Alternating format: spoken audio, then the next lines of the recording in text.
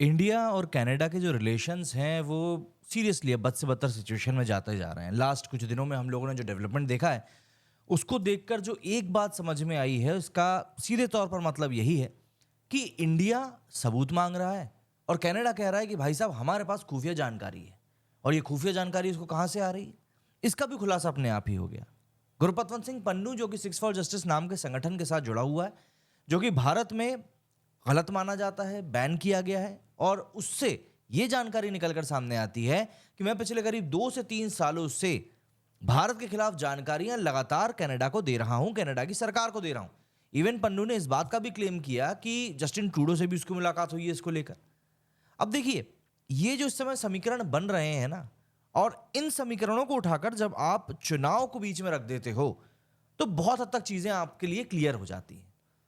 आज की तारीख में हम जानते हैं कि कनाडा में सिख्स का एक बहुत बड़ा वोट बैंक है। 8 साढ़े 8 लाख के करीब वहां पर सिख रहते हैं। इसके अलावा एक पॉलिटिकल पार्टी भी इनकी है, जो कि इस समय जस्टिन ट्रूडो की सरकार को समर्थन दे रही थी, जो इस समय बनी हुई है। हालांकि अभी कुछ समय पहले उन लोगों ने अपना समर्थन वापस ले लिया।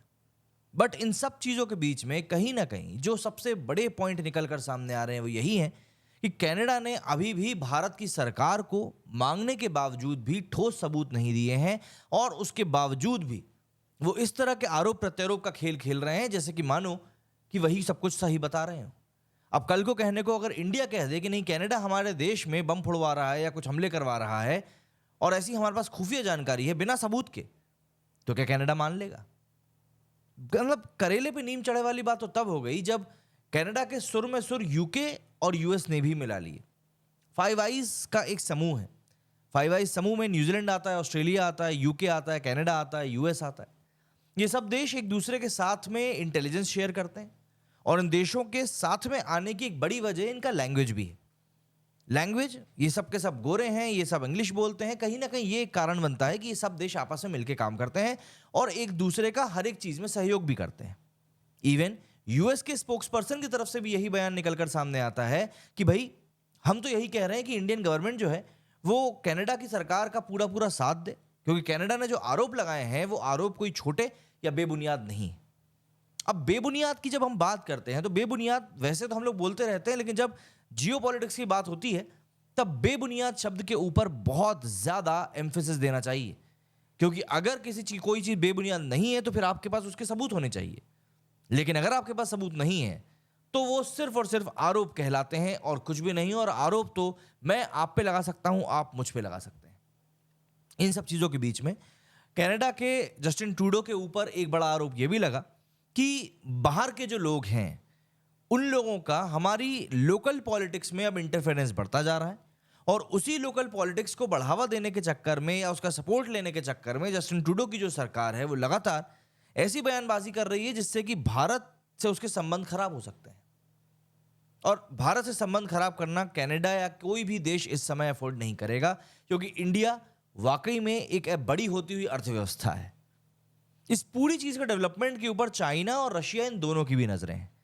इनकी नजरें इसलिए हैं क्योंकि कहीं ना कहीं हम बोलते हैं कि भाई रशिया जो है वो चाइना का बहुत सिपह सलाहकार है। रशिया जो है भारत का भी काफी साथ देता है। लेकिन ये दोनों ही देश कहीं ना कहीं नहीं चाहते हैं कि इंडिया और अमेरिका की भी नजदीकियां बढ़ें। हालांकि इंडिया बखूबी जानता है कि अमेरिका कभी भी भरोसे लायक रहा नहीं है, वो सिर्फ काम से काम रखता है, और भारत भी उसके साथ वही रिलेशन रखना चाहता है। इवन इस केस में भी अगर हम लोग देखें तो कनाडा ने जब बेबुनियाद आरोप लगाए तब यूएस ने क्या किया, सिर्फ उन आरोपों का सहारा लेकर उनने बोल दिया कि हाँ भाई, जो इंडिया बोल रहा है वो सही, जो कनाडा बोल रहा है वो सही है, और कनाडा का पूरा साथ देना चाहिए भैया भारत सरकार को। भारत सरकार अगर बोल रही है कि भाई तुम क्या बोल रहे हो, तो यूएस ने क्या उस बारे में सोचकर देखा? कनाडा इस समय कह रहा है कि भाई भारत के जो गृह मंत्री हैं अमित शाह, वो लॉरेंस के साथ में मिलकर कनाडाई नागरिकों की हत्या करवा रहे हैं। ये कितना बड़ा क्लेम है? आप किसी देश के होम मिनिस्टर के ऊपर आरोप लगा रहे हो। सबसे अच्छी बात यह है इस बार, जैसा कि उरी और बालाकोट सर्जिकल स्ट्राइक के समय पर हुआ था कि भारत की विरोधी पार्टियों ने ही सवाल उठाने शुरू कर दिए थे भारत सरकार के ऊपर। इस बार वो चीज नहीं हुई। इस बार कम से कम कांग्रेस भारत के साथ में खड़ी हुई है। इवन सीपीआई भी भारत के साथ खड़ी हुई है, कम्युनिस्ट पार्टी ऑफ इंडिया। और ये सब यही बोल रहे हैं कि जो कनाडा आरोप लगा रहा है वो पूरे निराधार लगा रहा है। अगर आपके पास सबूत हैं तो आप आरोप लगाएं, वरना अपनी लोकल पॉलिटिक्स को चमकाने के चक्कर में आप ये सब ना ही करें तो बेहतर होगा। लोकल पॉलिटिक्स का जो मैं बार बार यहाँ पर जिक्र कर रहा हूँ, उसका जिक्र करने का बड़ा कारण ये है कि जस्टिन ट्रूडो की जो सरकार है, मतलब एक सिख नेता है कनाडा के, कल उसने एक बयान दिया और बयान में कहा कि आरएसएस को बैन कर देना चाहिए।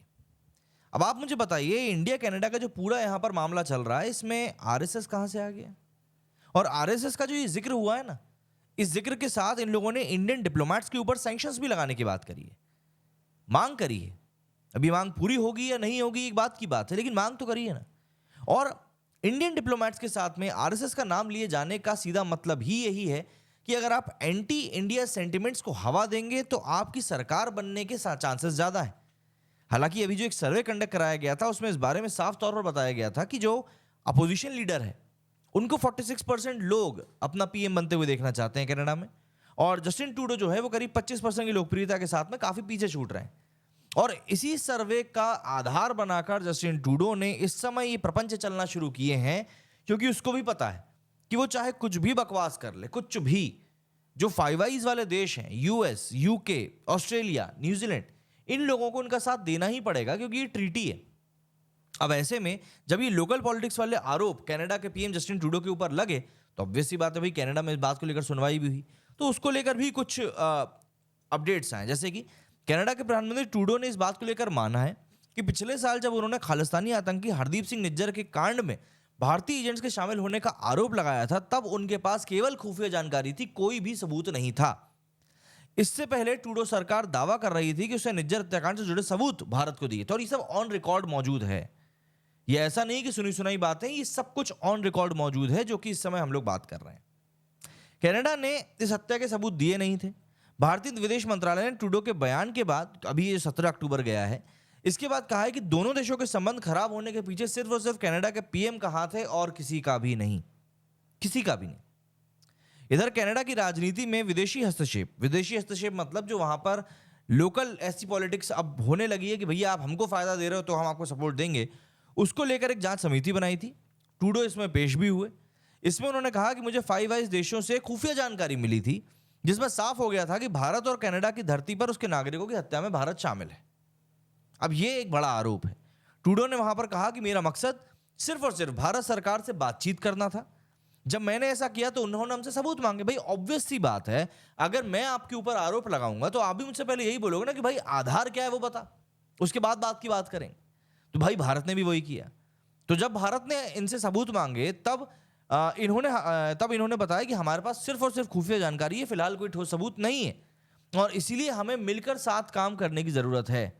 मतलब ये भी कोई बात हुई? आप जियो पॉलिटिक्स में इतने बड़े देश के ऊपर आप इतना बड़ा आरोप लगा रहे हो और फिर आप बोल रहे हो कि आपके पास सबूत नहीं है, आप बस खुफिया जानकारी के बेसिस पे ये सब बातें कर रहे हो। ट्रूडो ने जांच समिति के सामने कहा है कि उन्हें उम्मीद थी कि भारत इस मामले को जिम्मेदार तरीके से निपटेगा, ताकि दोनों देशों के बीच में जो संबंध है वो संबंध खराब ना हो। लेकिन भारतीय अधिकारियों ने जांच में हमारी मदद नहीं करी। ऑब्वियस सी बात है, कल को अगर ढिंडोरा पीटते पीटते तुम कुछ भी बात करने लग जाओगे तो भाई भारत तुम्हारा सपोर्ट देने के लिए थोड़ा ना आएगा कि अरे नहीं नहीं भैया यार, कनाडा ने ऐसा बोला तो हमें करना। भाई वो दिन लग चुके हैं कि जब वेस्टर्न कंट्रीज में से कोई भी भारत को लेकर कुछ कहा करता था और इंडिया जो है बिल्कुल है करता हुआ वहां खड़ा हो जाता था। अब वो दिन नहीं रहे। अब अगर आप हमारे ऊपर आरोप लगा रहे हो तो आपको उन आरोपों को सिद्ध करने के लिए, उन आरोपों को सपोर्ट करने के लिए सबूत भी सबमिट करने पड़ेंगे, तब कहीं जाकर बात बन पाएगी, वरना कोई बात नहीं बनने वाली। सिंपल सा फंडा है। ट्रूडो ने इस बात के साफ संकेत दिए हैं कि भारत ने कनाडा में सिखों को निशाना बनाया और हमारी संप्रभुता का उल्लंघन किया। ट्रूडो ने भारत की कार्रवाई को एक बड़ी गलती करार दिया। अब ट्रूडो ने जब यह कहा कि आपने हमारी संप्रभुता के ऊपर एक बड़ा हमला किया है, तो जो लोग कनाडा में रहकर खालिस्तान को सपोर्ट करते हुए भारत के झंडे जलाते हैं, तो क्या वो भारत की संप्रभुता के ऊपर हमला नहीं है? लेकिन नहीं, ट्रूडो साहब यहां पर उस चीज को बोलेंगे कि नहीं यार, ये तो हमारे यहाँ फ्रीडम ऑफ स्पीच है, फ्रीडम ऑफ एक्सप्रेशन। ये तो वही हो गया कि भाई चिट भी मेरी पट भी मेरी। मैंने कहा ना, ये लोग दरअसल अभी भी उसी एरा में है कि नहीं, हम भारत को कुछ भी बोलेंगे और भारत तो हमारी सुनेगा ही सुनेगा। जबकि ये लोग इस बात को समझने को तैयार नहीं है कि भाई उस चीज को अब दिन हो चुके हैं, अब वो चीजें नहीं हो पाती। अगर आप उस चीज के साथ में अपने आप को भाई दिलासा देकर शांत रख सकते हो तो ठीक है, वरना भारत अब नहीं सुनेगा आपकी कोरी बकवास है। इसके ऊपर विदेश मंत्रालय की भी बात सामने आई है। तो विदेश मंत्रालय के प्रवक्ता रणधीर जायसवाल ने कहा है कि हम यही बात लगातार कह रहे थे कि कनाडा ने भारत और भारतीय राजनयिकों पर जो आरोप लगाए हैं उसे सही साबित करने के लिए इनके पास कोई सबूत नहीं है। ट्रूडो के इस लापरवाही वाले रवैये से भारत कनाडा के रिश्तों को जो नुकसान पहुंचा है, ये जिम्मेदारी सिर्फ और सिर्फ उनकी है और किसी की नहीं। जबरदस्ती की राजनीति चमकाने के चक्कर में भारत जैसे देश से इसने पंगा ले लिया है। इसीलिए तो इसको कनाडा का मतलब पप्पू कहते हैं, और कुछ नहीं। फाइव आइज के बारे में मैं आपको बता चुका हूं और इन लोगों को आपस में सपोर्ट करना बहुत जरूरी है। आतंकी पन्नू ने जो कहा है, जरा उस बारे में बात करें तो खालिस्तानी आतंकी गुरपत्र सिंह पन्नू ने बुधवार को कनाडाई न्यूज चैनल सीबीसी न्यूज को दिए इंटरव्यू में कहा है कि उसने कनाडा को भारत के खिलाफ जानकारियां दी हैं। उसका संगठन सिक्स फॉर जस्टिस पिछले 2 से 3 सालों से कनाडाई पीएम जस्टिन ट्रूडो के साथ कांटेक्ट में है। उसने भारतीय उच्चायोग की खुफिया नेटवर्क के बारे में ट्रूडो को पूरी इंफॉर्मेशन दी है। पन्नू फिलहाल अमेरिका में रहता है और सिक्स फॉर जस्टिस नाम का संगठन चलाता है। उसके पास अमेरिका और कनाडा दोनों देशों की नागरिकता भी है और भारत में भाई एक तरीके से आप मान सकते हैं कि इसको पता है कि भाई यहाँ पर क्या चीज़ कैसे चल रही है। हाल फिलहाल की अगर हम लोग बात करें तो भारत और कनाडा के जो संबंध हैं ये लगातार बद से बदतर होते जा रहे हैं। एक तरफ जहां हम देख रहे हैं कि रशिया, यूक्रेन और इजराइल और बाकी मिडिल ईस्ट के देशों के बीच में जंग चल रही है, इसके बाद में ये जो जियोपॉलिटिकल टेंशन क्रिएट हो रही है, इसके कारण भी काफ़ी ज़्यादा जो वर्ल्ड इकोनॉमिक्स है वो अनस्टेबल हो सकती है अगर ये चीज़ एस्केलेट हुई। और इसीलिए इंडिया माकूल जवाब भी दे रहा है इनको। अभी इंडिया ने 6 डिप्लोमेट्स भी कनाडा के बर्खास्त किए हैं। तो ऐसे में आने वाले दिनों में ऑब्वियस सी बात है इंडिया और कनाडा के बीच में काफ़ी एस्केलेशंस देखने के लिए मिल सकते हैं। और जब ये एस्केलेशंस हमारे सामने निकल कर आएंगे तब हमको भी समझना पड़ेगा कि आखिर कनाडा से कैसे डील करना है। कमेंट करके ज़रूर बताइएगा कि आप लोगों को क्या कुछ कहना है इस बारे में। मेरे इस वीडियो में फिलहाल इतना ही। जय हिंद, जय भारत।